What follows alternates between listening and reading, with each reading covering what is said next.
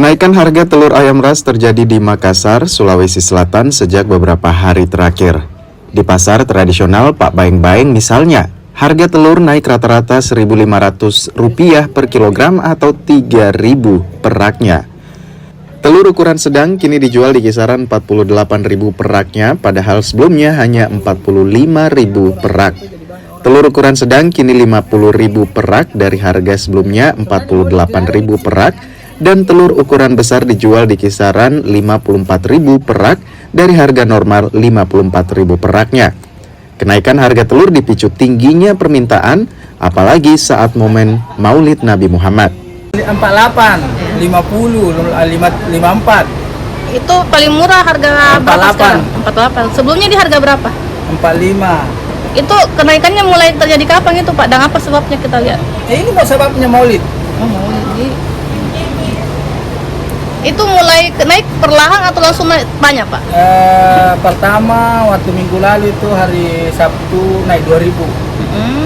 Kemudian hari Senin naik 3.000. Sampai di situ dia.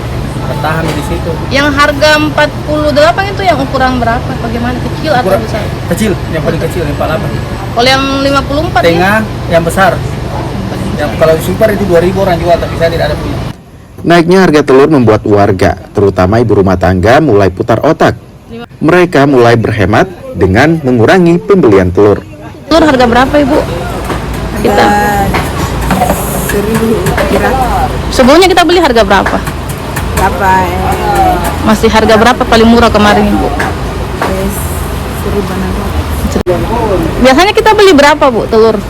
Masa beli atau ya kurangnya Sekarang berapa kali kita beli? ya ini kan 10 jadi kain itu satuan.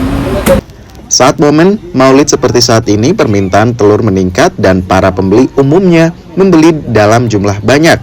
Alhasil, stok di pasaran cenderung menurun hingga memicu kenaikan harga. Nila Rustam, Kompas TV Makassar, Sulawesi Selatan.